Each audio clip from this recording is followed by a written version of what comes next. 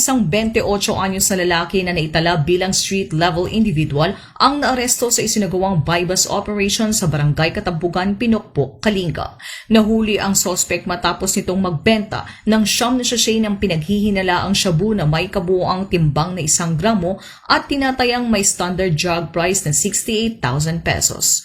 Na-recover din mula sa kanya ang isang bukas na sachet na naglalaman ng mga bakas ng pinaghihinalaang shabu. Naging matagumpay ang operasyon sa pamamagitan ng koordinasyon at pagtutulungan ng mga operatiba mula sa Pinokpok Municipal Police Station, Philippine Drug Enforcement Unit at Provincial Intelligence Unit ng Kalinga Police Provincial Office, 1st Kalinga Provincial Mobile Force Company, Regional Mobile Force Battalion 15 at Philippine Drug Enforcement Agency ng Kalinga. Ang suspect at ang mga nakumpiskang ebidensya ay dinala sa kustudiya ng Pinokpok Municipal Police Station para sa kaukulang dokumentasyon at wastong disposisyon. Nahaharap ang suspect sa kasong paglabag sa Republic Act 9165 o ang Comprehensive Dangerous Drugs Act of 2002.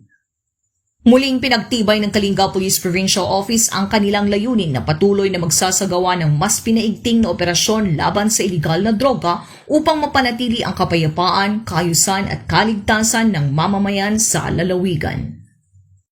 Mula dito sa Tabuk City, Kalinga, ako ang iyong Police News Network Correspondent, Police Staff Sergeant Precious May Donaal, alagad ng batas, taga-taguyod ng Balitang Pulis.